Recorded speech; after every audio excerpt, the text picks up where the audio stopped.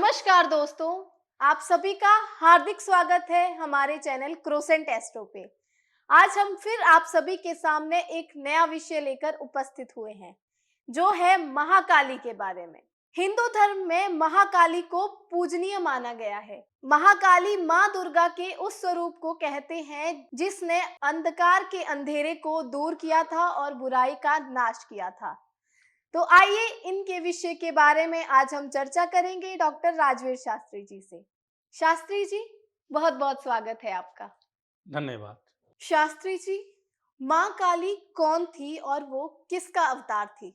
माँ काली का अवतार जब होता है तो बुराइयों के नाश के लिए ही उन्हें अपने अवतार को धारण किया और इसका संकेत भी यही था कि पाप करने वाले पापियों को, राक्षसों को इस भूमि से समाप्त करना। नरतव की माला उन्होंने धारण कर रखी थी, अर्थात दानों के सिर को काट कर उसने अपने गले में धारण किया और इसे माँ दुर्गा का स्वरूप ही माना जाता है। कई स्थानों पर इसमें विभिन्नता प्राप्त होती है, परंतु ये प्रमाण हमें मूल रूप से पुराणों से ही प्राप्त होता है कि भगवान शंकर की चौथी पत्नी के रूप में माँ काली को माना जाता है, जिन्होंने क्रोध के आवेश में होकर अपने रूप को काल तथा विकराल रूप धारण कर लिया था, जो कि दानों के लिए किया था। और उस क्रोध की सीमा इतनी अत्यधिक बढ़ गई थी, इसलिए माता को माँ काली के नाम से संबोधित किया जाता है। और इसका रूप इतना डरावना, भययुक्त हुआ कि अपनी जीव्या को बाहर निकालती है, दांतों के नीचे दबाती हुई राक्षसों को जब प्रताड़ित करती, अपने गणास के द्वारा उनकी गर्दनों को अलग करती हुई चलती है। ये पाप के ऊपर पुण्य अर्थात अधर्म के ऊपर धर्म की विजय का संकेत ही माता की रूप के माध्यम से जगत को दिया गया है और देवता भी उसकी उपासना करते हैं। त्रिशक्ति के द्वारा उत्पत्ति धारण करने वाली ये माता दुर्गा का स्वरूप ही माना जाता है। इसकी अर्चना पूजा जो व्यक्ति करते हैं, उन्हें दुष्ट व्यक्ति, कोई भी अदृश्य शक्ति कभी उसे परेशान नहीं कर सकती। शास्त्री जी, क्या हम घर में माँ काली की तस्वीर लगा सकते हैं? इसमें कोई भी आपत्ति नहीं है, हम अपने घरों में माता काली की प्रतिमा स्थापित कर सकते हैं, क्योंकि माता काली का अभिप्राय ये नहीं है उनका जो रूप है कि उससे कोई बुरा प्रभाव पड़ता है। माता का जो रूप है, जो काली रूप उन्होंने धारण किया है, उसका संकेत ही केवल यही है, जो अधर्म के मार्ग पर चलेगा तो माता उसका सर्वनाश करते हुए अपने गलों में उसकी मुंडी धारण कर लेंगी। और जबकि भारतवर्ष में तो माता का प्रसिद्ध मंदिर भी है, जहां इनकी पूजा की जाती है, अर्चना की जाती है, आरती होती है प्रातः सायंकाल। इस प्रकार का विधान है। शनिवार के दिन माता की धोक लगाई जाती है, इन्हें प्रणाम किया जाता है, काले रंग की विभिन्न वस्तुएं दान की जाती हैं। तो माता का जो रूप है वो केवल एक संकेत यही दिया गया है कि काल जो रूप है, काला जो अभिप्राय है, वो इन्होंने दुष्ट लोगों को समाप्त करने के लिए धारण किया है। माता का जो सात्विक रूप है, उसके यदि दर्शन भी किसी को हो जाए तो अमरता को प्राप्त कर जाता है। इसलिए माता का जो भी चित्र है, ये नौ दुर्गा के रूप में भी है। प्रत्येक प्रतिमा को हम अपने घर में स्थापित कर सकते हैं, उससे आशीर्वाद ग्रहण कर सकते हैं, क्योंकि माता अच्छों के लिए अच्छी है, बुरों के लिए बुरी भी होती है। और जो इसके भगत होते हैं, ये उनका कभी भी बुरा नहीं करती, क्योंकि कहा गया पूत कपूत सुने ना सुनी को माता। अरे हम गलत हो सकते हैं, लेकिन माँ कभी भी गलत नहीं हो सकती। तो इसलिए हमें माता की प्रतिमा या तस्वीर अपने घर में स्थापित कर सकते हैं, उसकी पूजा करें, अर्चना करें, माता के दर्शन करें। आपके जीवन में आने वाली अनेकों बुरी शक्तियां आपसे दूर रहेंगी और जीवन में पड़ने वाले गलत प्रभाव से तथा संकट व विपत्ति से, मन की शंका व अप्रकार की चेष्टाओं से आप तंदुरुस्त होते हुए आने वाली विपत्तियों से पहले ही बच जाएंगे। इसलिए माँ की आराधना हमें करनी चाहिए। शास्त्री जी, जैसे कि हम सभी ने माँ काली के विकराल स्वरूप की तस्वीर देखी है, उसमें शिव जी उनके चरणों में दिखाए गए हैं। उसके पीछे की क्या घटना है? ऐसा बताया जाता है, माँ काली ने दुष्ट राक्षसों का संहार करते करते विकराल रूप को धारण किया, जो बड़ा ही भयभीत करने वाला था। एक हाथ में शस्त्र है, खड़ग हाथ में धारण की हुई है और राक्षसों की मुंडी तथा कंठ को काटकर उसकी माला उसने अपने गले में धारण कर ली है। और गदर्भ जो शब्द है वो संस्कृत का है। गदर्भ का अर्थ होता है गधा, गधे की सवारी पर वो विराजित है। इस द्वारा राक्षसों का संहार करते करते माता आगे बढ़ रही है। जब देवता माता का वो रूप देखते हैं तो देवता भी भयभीत हो जाते हैं और वह भगवान शंकर के पास में जाते हैं।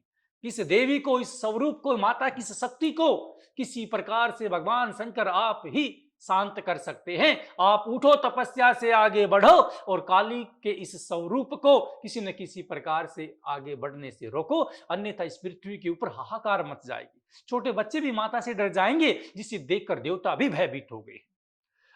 और ये सत्य भी था, क्योंकि पाप को, बुराई को मिटाने के लिए माता ने अपने उस विकराल रूप से ऐसा भयानक रूप धारण किया, जो भी दानव आता माता के सामने कांपने लग जाता और माता उसको विनाश करते हुए आगे बढ़ती हुई चली गई। अब विषय यहां आकर बंधित हो जाता है कि माता को किस प्रकार से रोका जाए, इस नरसंहार से कैसे रोके और किस प्रकार से माता को कौन शांत करे। और कहते हैं जब सभी रास्ते बंद हो जाते हैं तो एक ही मार्ग खुलता है हमारे लिए, और वो द्वार है भगवान शंकर महाकाल का। देवताओं ने भगवान शंकर से प्रार्थना की और भगवान कैलाश पर्वत पर विराजमान रहने वाले शेर की खाल को अपने शरीर पर बांधने वाले और त्रिशूलधारी भोलेनाथ अपने सिंहासन से उठकर जब चलते हैं और वो जो माता के सामने जाते, उन्होंने देखा कि माता को रोकना असंभव है, तो स्वयं भोले भंडारी उनके चरणों में जाकर लेट जाते हैं। और जैसा क्रोध की अवस्था में माता काली आगे बढ़ते बढ़ते अपने पैरों को भगवान शंकर की छाती पर रखती है, क्योंकि भगवान शंकर उसे शांत करना चाहते थे। और भगवान शंकर एक संकेत भी देते हैं, यदि आपके घर में, आपके परिवार में कोई व्यक्ति अत्यधिक क्रोध अवस्था में आ जाए, वो आपका भाई भी हो सकता है, आपके पिता भी हो सकते हैं, माता भी हो सकती है, लेकिन है कौन, वो आपका अपना है, उसे शांत करने के लिए हमें झुकना पड़े तो झुक जाओ। वहां कोई बड़ा या छोटा नहीं होता, क्योंकि अपने संबंधों को बचाने के लिए एक व्यक्ति को झुकना पड़ता है। इसलिए माता को शांत करने के लिए, माता को खुश करने के लिए, अपने संबंध को मजबूत करने के लिए भगवान शंकर स्वयं उनके चरणों में लेट जाते हैं और अपने वक्षस्थल पर माता के पैर को धारण करवाते हैं। तब माता क्रोध की अवस्था में अपनी बाहर निकाली हुई जीभ को दांतों के बीच में भींच लेती है। उस विकराल रूप के समय जब जीभ को रोकती है तो उसका अभिप्राय वही है कि आगे वो अपने क्रोध को शांत करती है, रोकती है, और भगवान शंकर के लेटने के बाद वो आगे नहीं बढ़ती है। तब वो अपने सामान्य स्वरूप में आती है और सभी को आशीर्वाद देती है कि आप सभी का इस प्रकृति के ऊपर कल्याण हो। ये संबंध माता के चरणों में लेटने का शंकर भगवान भोले भंडारी का काली माता के साथ में जुड़ा हुआ है और जगत विख्यात व प्रसिद्ध है। शास्त्री जी, हम सभी ने माँ काली के हाथों में कटा हुआ सर देखा है और उनके गले में कटे हुए सर की माला देखी है, उसका क्या महत्व है? मुंड माला धारिणी, मुंड मतलब मुंडी की, जो मालाओं को धारण करती है। माता ये दिखाना चाहती है भाई जो दुष्ट व्यक्ति मेरे सामने आएगा उसकी मैं इसी प्रकार की दशा करूंगी। जो पाप चरण करेगा, जो बुरे कर्म करेगा, उसके लिए साक्षात माता का रूप वहां पर एक एक शक्ति के रूप में हमें प्रमाण बनाकर दिखाया गया है कि जिस प्रकार से इन दुष्टों की माला को मैंने अपने गले में धारण किया है, इसी प्रकार से तुम्हारी भी गति हो जाएगी, तुम्हारा भी समापन हो जाएगा, तुम्हारा भी अंत हो जाएगा यदि तुम कुमार्ग पर चलोगे, पाप चरण करोगे। और पाप चरण किस प्रकार के? एक छोटी सी बिंदु से लेकर एक बड़े बड़े भाव तक का पाप कर्म हो सकता है। पाप कर्म केवल ये अभिप्राय ये नहीं है कि आपके हाथ में रोटी और मैंने छीन कर खा ली। पाप कर्म ये नहीं है कि आप रास्ते में जा रहे तो मैंने आपके रास्ते को रोक दिया। यदि किसी जीव को हम मानसिक रूप से भी प्रताड़ित करते हैं, ये भी पाप कर्म में ही माना गया है। यदि हम किसी को मन के द्वारा ईर्षा के भाव किसी को देते या कु आदेश किसी को देते, उसका भी बुरा प्रभाव हमारे ऊपर पड़ता है।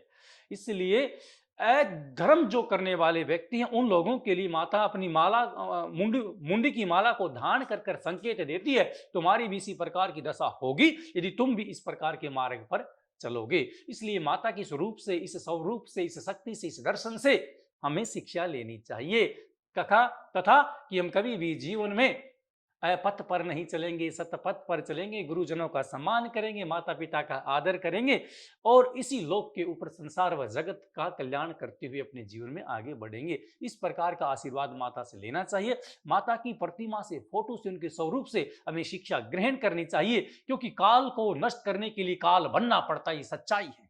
यदि आप कोयले की खान में काम करते हो तो ये मत सोचना कि मेरे हाथों पर कालस नहीं लगेगी, कुछ न कुछ साथ में लगकर अवश्य आएगा। इसलिए माता ने दुष्ट लोगों को समाप्त किया। काल मतलब अंधकार, जो दुष्ट पाप था इसलिए माता ने उन्हीं के रूप में जाकर उनको समाप्त किया कि आपके लिए आपका जैसा ही रूप धारण करते हैं।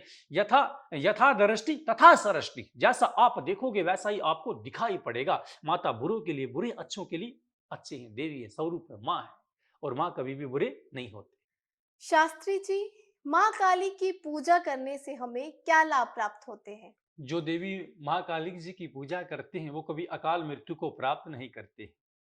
किसी भी बुरी शक्तियों का कुप्रभाव उनके जीवन के ऊपर नहीं पड़ता है। उनके प्रतिद्वंदी भी उनका कुछ नहीं बिगाड़ सकते हैं। यदि आपका कोई शत्रु आपके कार्य में बाधा पहुंचाना चाहता है, वो भी अपनी बाधा के मार्ग से हार जाता है। बगलामुखी माता का संबंध भी इन्हीं के रूप के साथ में है। यदि आपको शत्रु के ऊपर विजय प्राप्त करनी चाहिए, और जो बगलामुखी माता का, काली माता का ध्यान करते हैं, वो अपने शत्रुओं के ऊपर विजय प्राप्त करते हैं। प्राचीन काल में राजा महाराजा युद्ध करवाने से पूर्व रात्रि काल में माता बगलामुखी का, काली माता का पाठ करवाते थे ब्राह्मणों के द्वारा, और उसके ऊपर विजय प्राप्त कर कर ही आते थे। इसलिए अनेक प्रकार के लाभ हमारे जीवन में जो हमें मोक्ष के मार्ग तक लेकर जाते हैं, वो माता की स्तुति से, माता की आराधना से ही हमें प्राप्त होते हैं।